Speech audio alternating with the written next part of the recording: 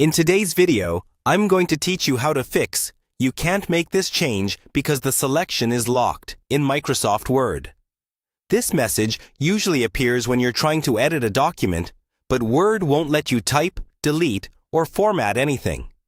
It can be frustrating, but it usually comes down to a few simple settings that we can check and adjust. First, open the document where you're seeing this error. Click anywhere inside the text and try to type or delete something.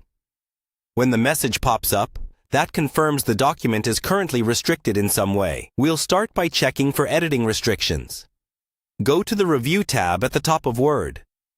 On the right-hand side, look for an option called Restrict Editing. Click that, and a panel will open on the right of your screen. In this panel, look for any checkboxes that say things like, "Allow only this type of editing in the document." If that box is checked, Word is actively limiting what you can do.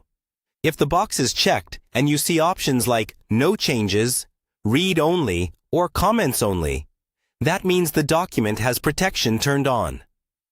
To remove it, click the Stop Protection button at the bottom of that same panel. If the document is protected with a password and you don't know it, you won't be able to fully unlock it.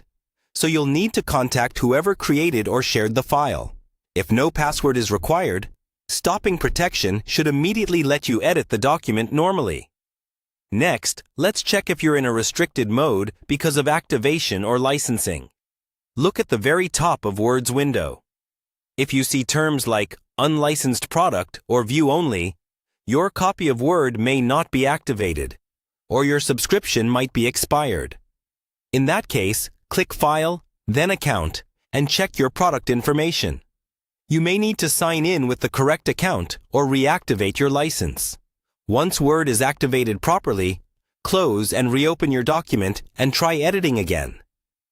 If the document came from email or was downloaded from the internet, it might be opened in Protected View.